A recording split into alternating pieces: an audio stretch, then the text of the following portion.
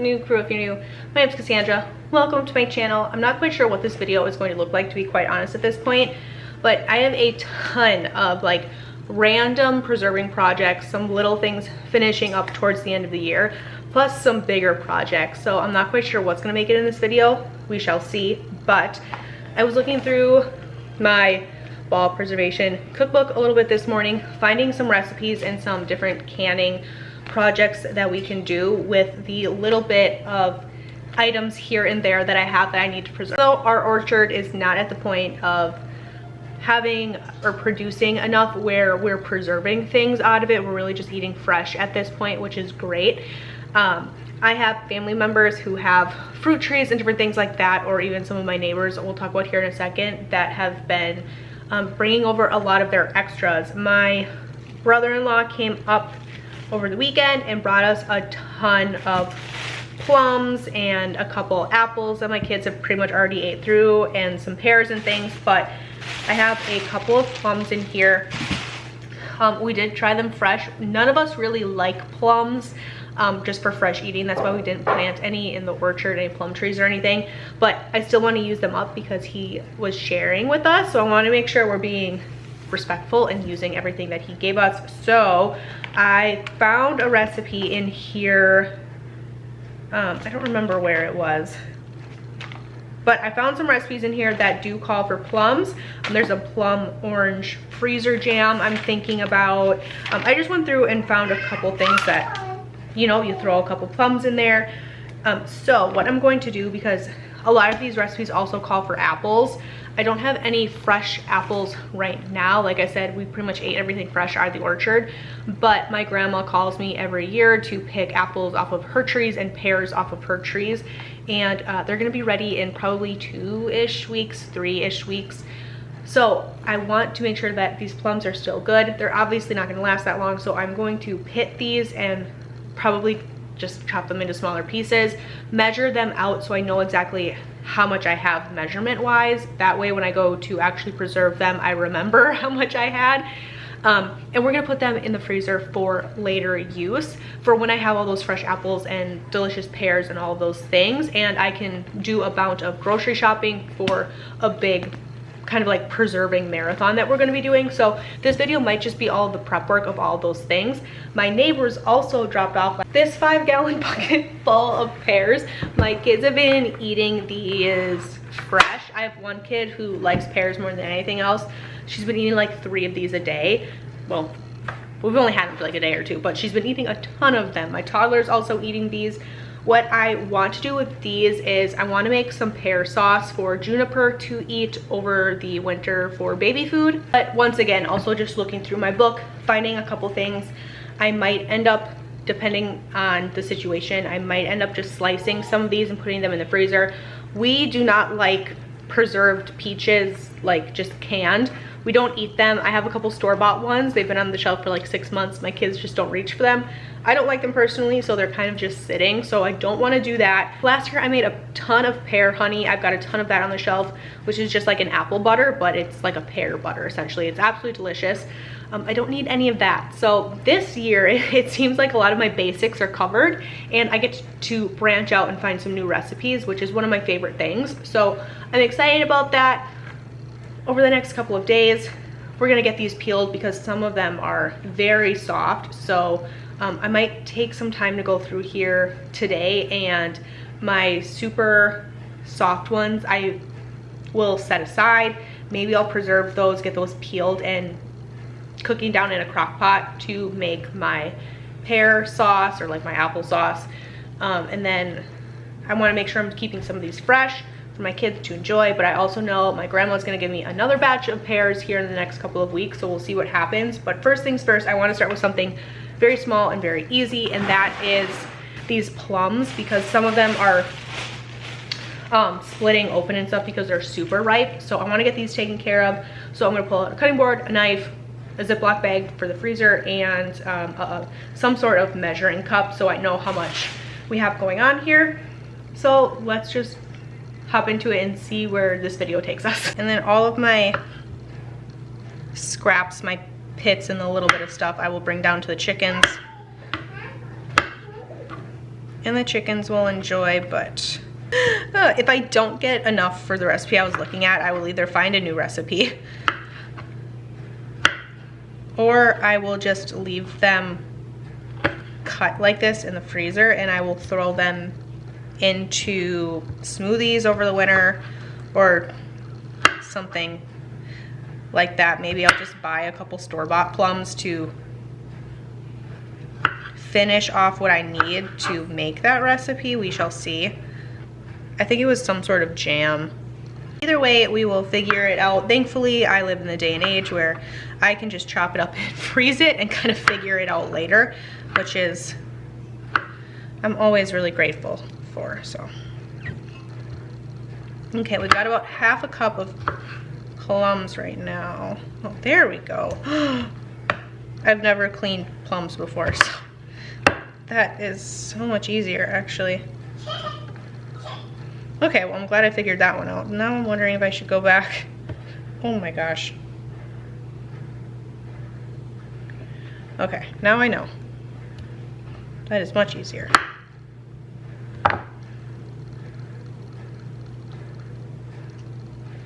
There we go.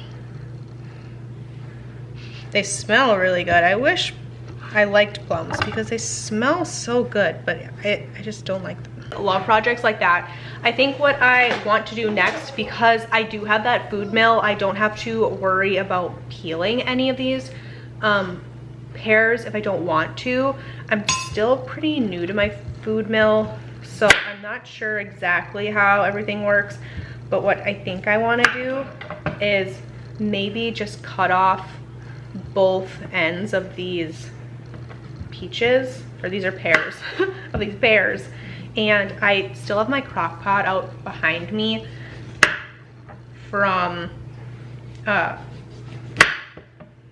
because my crock pot is still out, I think what I want to do is just do one load, throw it in the crock pot, get it cooking down, and then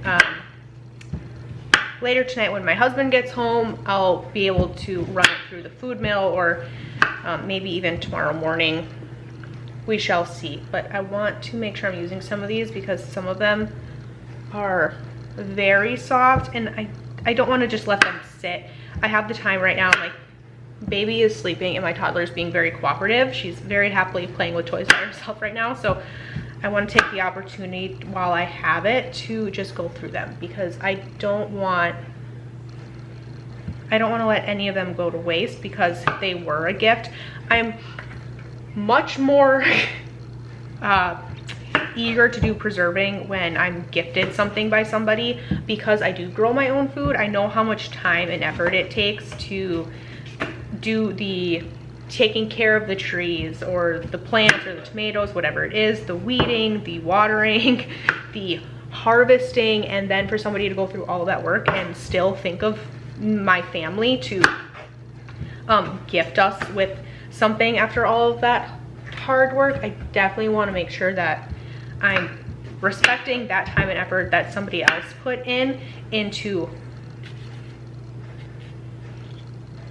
what it takes to grow food. So I want to make sure that none of this is just sitting and rotting in my kitchen.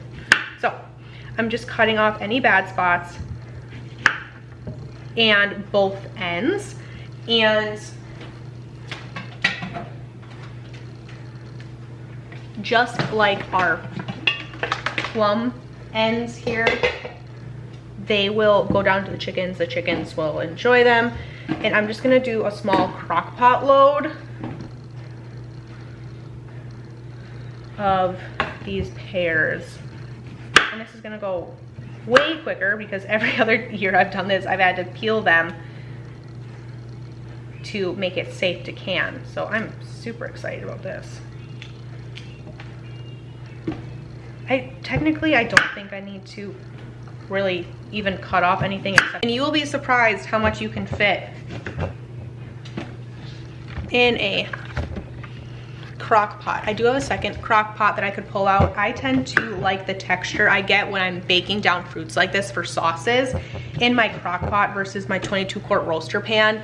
I've done them both at the same time, and I always end up preferring the texture of the ones that come out of the crock pot. I don't know what it is. I think they just come out smoother. And I just prefer them so much. So that's what I'm doing today. I might end up going downstairs and pulling out my extra crock pot so I can do 2 batches at once. I probably should if I'm gonna take the time and the effort to pull out my food mill. Oh my gosh, but these smell so delicious. My husband was joking around last night when my neighbors dropped these off. He goes, oh, I guess I'm coming home to a peach pie tomorrow. I keep calling them peaches, a pear pie. My mind's on peaches because I was also looking up some peach recipes in that book. So I think I just had peaches on the brain. Okay, I think this is about what I'm going to fit in here. I'm gonna put the lid on these, plug it in, and just let my kitchen smell heavenly. And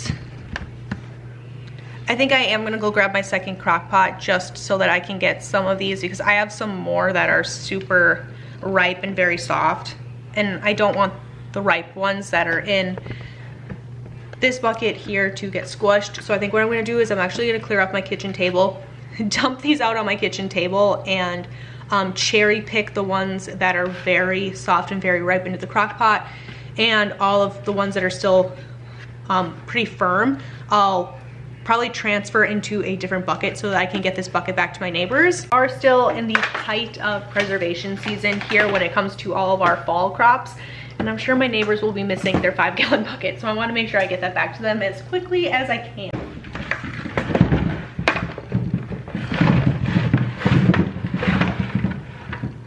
This is exactly what I'm talking about. Sometimes you'll get some that just get on the bottom of the bucket and they get smashed, so that'll go to the get a little friend come along for the ride Japanese beetle. I also have a bucket of tomatoes that I put out in my garage with you guys about a week or so ago, and those are pretty ripe too.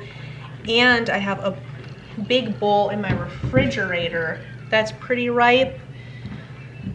And I have not taken a walk on the orchard in a couple of days, so I don't know how my tomatoes are looking that I still have out there. I'm sure I have at least a couple that are ready to come in. So I might also put a batch of tomato sauce on in my roaster pan today and just use up some of my fresh tomatoes that are also going softer. So I might have to go through and cherry pick through some of those as well. But we will see what we get to today. That one feels pretty soft too. Okay, I think I have enough peaches. These are pears, Cassandra. They are pears. I think I have enough pears over here that I could put some more in my crock pot. The rest of these feel pretty good. I don't see any like obvious marks on them.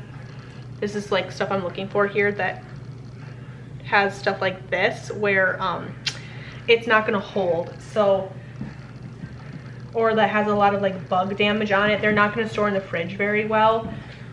So those, oh, we got another Japanese beetle here that can go in the crock pot because they're just not gonna hold well. So let's load in our second crock pot. I think the rest of these are good to be transferred into maybe one of my own buckets.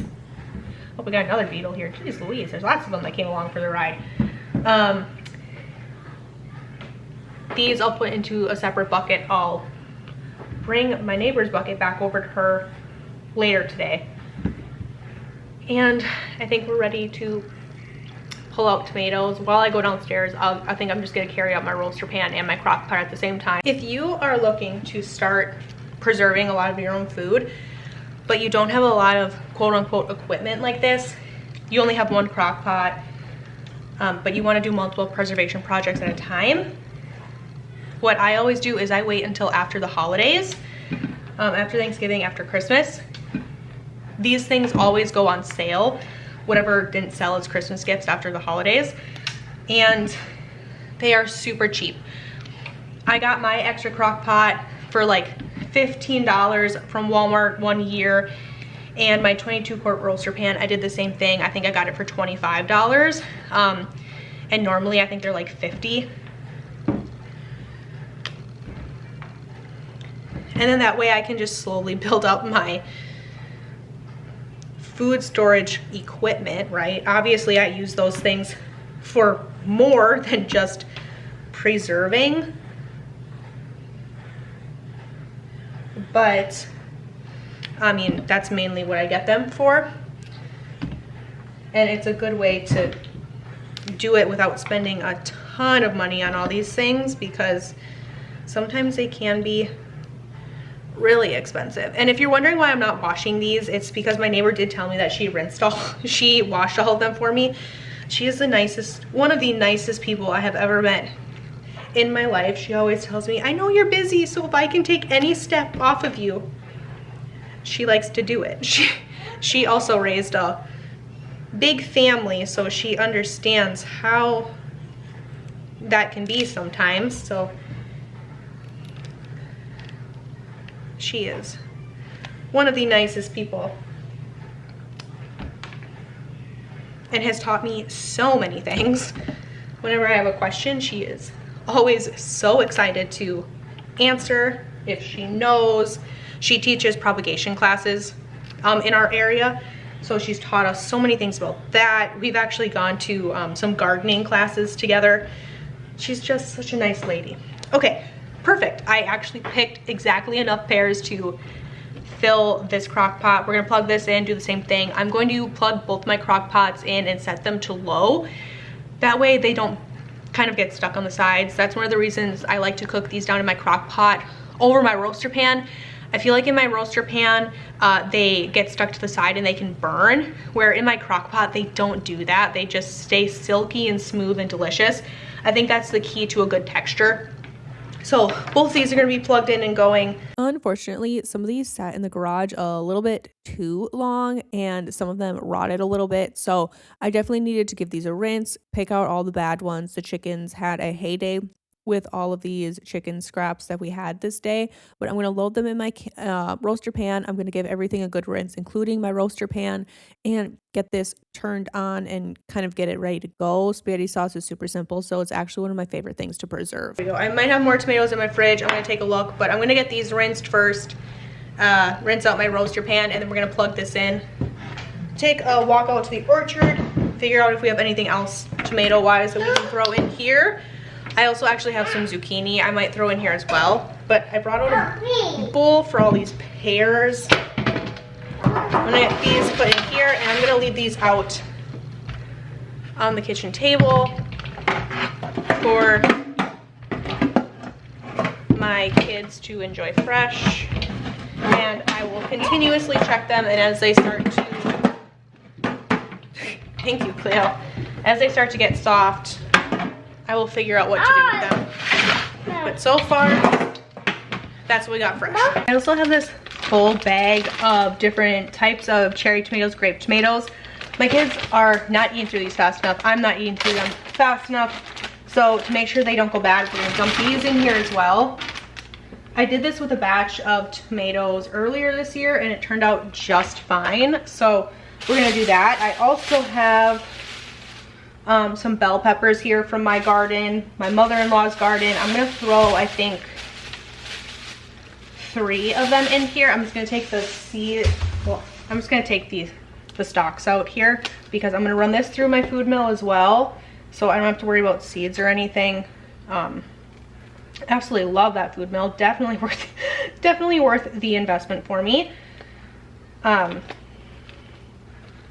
I also have a couple zucchini that I think I'm gonna go grab, and I'm gonna chop up maybe 1, maybe 2, just depending on their sizes, and throw them in this as well.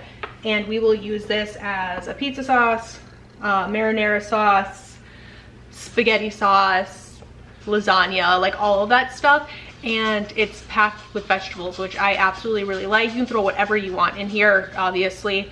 Onions, like fresh onions, fresh basils, fresh herbs, all of those things. It's just, this is what I'm gonna throw in right now because it seems like this video is let's use up all of the random little things I have laying around right now, find a way to preserve them or get them in the freezer for preserving at a later date. So it seems like that's the theme for today. So I'm gonna go grab those zucchinis, wash and chop throw them in here as well. And then my time in here is pretty much done because my slow cookers and my roaster pans are gonna do all the work for me. And the next time I will see you will probably be when we're actually running things through the food mill and getting ready to actually can them. So might run out to the orchard really quick, top this off with any tomatoes that I have, but other than that, we're good to go. My meatloaf and my meatballs here, and we're just gonna get these loaded in. Really simple, really easy. Meatloaf, all I'm gonna do is give it a little bang on the counter. I'm gonna edit out the bang because it's gonna be loud. And it peels right off. If you want to make this a little easier on yourself, you could always lay down a piece of parchment paper before you put it on the tray. But here's our nice, solid, veggie packed stuffing meatloaf. And I'm gonna load this. I'm gonna label my bag. I should have done that first. And I'm gonna go put it in my deep freezer just like this. Super simple, super easy. And this is good to go. When it comes to my meatballs, I'll probably get a couple bags of each because I will only put them in there for meal-sized portions. I used to stuff them as much as I could in one bag. But if my husband is making these, then he would make the whole bag and we'd have like a crazy amount of leftover meatballs. So now I only do a meal's worth. It makes it much easier for us. It's really great. So I'm gonna do the same thing with my frozen meatballs tray here. I'm gonna give it a bang on the counter. I will edit out the bang so you don't have to hear it. And it just loosens them up. We made two different types of meatballs here. I'm starting with my stuffing meatballs, which are very easy to tell apart from my regular meatballs. If they happen to come off the tray like this, you don't have to worry about it. It's not an issue. Once again, just give it a little drop on the counter. They make it easier. You can snap these apart super simple, super easily usually. That's why I told you guys, don't worry about it if they're touching on the tray because it's not that big of a deal. Let's see, 1, 2, 3, 4, 5, 6, 7, 8, 9, 10, 11, 12, 13, 14, 15, 16, 1, 2, 3, 4, 5, 6, 7, 8, 9, 10, 11, 12, 13, 14, 15, 16, 17, 18, 19, 20. Perfect. Okay, so I'm gonna put, I like to put about 20 meatballs for my family in a meal's worth. That usually gives us enough for the dinner plus leftovers. Here, Mommy will pull you up a chair. Whoa, here. There you go. You wanna help put them in here? You did it, woohoo! Put them in the bag? No. No? No, no thank you. Oh, I accept your apology, thank you. Oh. Oh, you're gonna put them back on the tray for me? I know. Oh, thank you. That's very helpful. Okay. I have a very anxious kitchen helper today. We've been doing lots of preservation projects. She's been with me the whole time, so she's my kitchen helper today. 3, 4, 5, 6, 7, 8, 9. 1, 2, 3, 4, 5, 6, 7, 8, 9, 10, 11, 12, 13, 14, 15, 16, 17, 18, 19. Okay. I just want to try to have like an even amount of meatballs in each bag. That way the meal portions are the same, even if I can't get exactly 20 meatballs, just so that they're split evenly, because I definitely want to do another meatloaf and probably some more burger patties because we do a lot of burger patties in the winter. They don't have to be broken apart. If you're putting them on a sheet tray like this, they'll cook just fine, which I do. Last time I made my meatballs, I just put them in a stock pot with some of our home canned spaghetti sauce and they cooked up beautifully as well. This is everything that's going in the freezer plus our 2 bags of burger patties that are already in the freezer that we pressed yesterday. So 1, 2, 3, 4, 5, 6. We got 7 meals worth out of just a little bit of time in the kitchen, a little bit of prep, and they're all convenience items that are going to be in the freezer for me for a later date. Buying ground beef in bulk is one of the things that saves my family an insane amount of money. So taking time out of my day to press them into patties, meatballs, things like that, saves me money off buying the ground beef, then saves me money for having to buy these convenience items when I already have the ground beef in my freezer that I already paid for, plus just a little bit of time. So these are so worth it to me. We're gonna put these in the freezer. Very early the next morning, I was up with the baby, so I went ahead and ran all those tomatoes through my food mill, took my food mill apart, washed it out, and ran all of our pears through the food mill as well. Got everything loaded into the canner, and I got 2 canner loads full of either 4-ounce mason jars, half pints or pints for baby food for Juniper throughout the winter. And I got 3 quarts of tomato sauce that I just put in the fridge for fresh eating over the next couple of days. Thank you guys so much for being here today. I hope you have a fantastic one.